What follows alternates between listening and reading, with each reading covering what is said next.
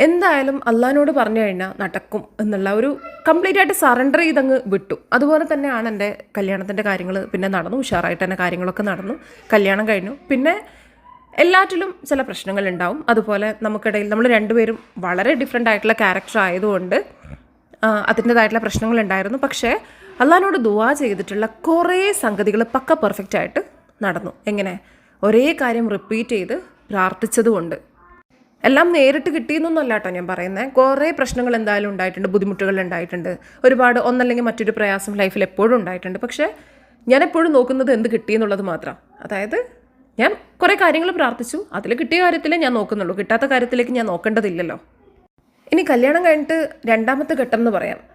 ഒരുപാട് പിന്നെയും അതായത് പക്വത കുറവുകൊണ്ടുള്ള ഒരുപാട് പ്രശ്നങ്ങൾ ഉണ്ടാവാനായിട്ട് തുടങ്ങി. ഈ പറഞ്ഞ പോലെ രണ്ട് സ്വഭാവമാണ്. ഹസ്ബൻഡ് നല്ല മെച്ചുവേർഡാണ്, ഞാൻ ഒട്ടും മെച്ചുവേർഡായിരുന്നില്ല. പിന്നെ ഞാൻ വളർന്ന സാഹചര്യമൊന്നും വെച്ചിട്ട് എനിക്ക് അത്ര അറിവും കാര്യങ്ങളും ഉണ്ടായിരുന്നില്ല, ഇമോഷണലി ഇൻ്റലിജൻ്റ് ആയിരുന്നില്ല, അല്ലെങ്കിൽ കാണുന്ന ആൾക്കാരെയൊക്കെ വിശ്വസിക്കുന്നൊരു സ്വഭാവം ഉണ്ടായിരുന്നു.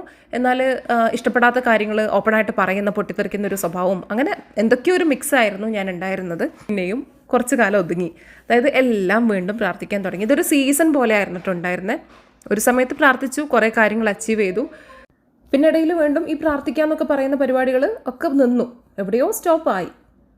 ലൈഫിൻ്റെ ആ ഒരു തിരക്കിലോ എന്തിലോ അങ്ങ് ഇല്ലാതായി. നമസ്കരിക്കുന്നൊക്കെ ഉണ്ട്, പക്ഷേ എൻ്റെ ഹസ്ബൻഡ് കറക്റ്റായിട്ട് നമസ്കരിക്കുന്ന ആളാണ്. അപ്പോൾ നമസ്കാരമൊക്കെ ഞാനും ചിട്ടയായിട്ട് തന്നെ പോകുന്നുണ്ട്. പക്ഷേ ഈ മനസ്സുകൊണ്ട് അള്ളാഹിനോട് അടുത്ത് ഓപ്പണായിട്ട് സംസാരിക്കുക എന്നുള്ളതൊക്കെയും പിന്നെയും ഇടയിൽ വെച്ച് കണക്ഷൻ കട്ടായി. ഒരുപാട് പ്രശ്നങ്ങളായപ്പോൾ വീണ്ടും എനിക്കതല്ലാതെ വേറെ വഴിയില്ലല്ലോ, അള്ളാഹിനോട് പറഞ്ഞാലേ രക്ഷയുള്ളൂ. ആ ഒരു ലെവലിലായി അള്ളാഹിനോട് വീണ്ടും സംസാരിക്കാൻ തുടങ്ങി. മനസ്സിൽ എന്താണുള്ളത് അത് റിപ്പീറ്റ് ചെയ്ത് ഇങ്ങനെ പറഞ്ഞുകൊണ്ടിരിക്കുക. ഇന്നത് ശരിയാക്കി തരണേ, ഇന്നത് സെറ്റാക്കി തരണേ, ഇന്നത് നേരെയാക്കി തരണേ, ഇന്ന കാര്യങ്ങൾ സംഭവിക്കല്ലേ, ഇങ്ങനെ ഓരോന്നും മനസ്സിൽ എന്ത് വിഷമമുണ്ടെങ്കിൽ അത് പറഞ്ഞുകൊണ്ടിരിക്കുന്നു എൻ്റെ ഒരു രീതി. അത് നമസ്കരിക്കുമ്പോൾ മാത്രമല്ല, അല്ലെങ്കിൽ നമസ്കാരത്തിന് മുൻപ് ശേഷം അങ്ങനെയൊന്നുമല്ല, എല്ലാ സമയത്തും എന്ത് വർക്ക് ചെയ്യുമ്പോഴും പ്രാർത്ഥിക്കുക എന്നുള്ളതായിരുന്നു.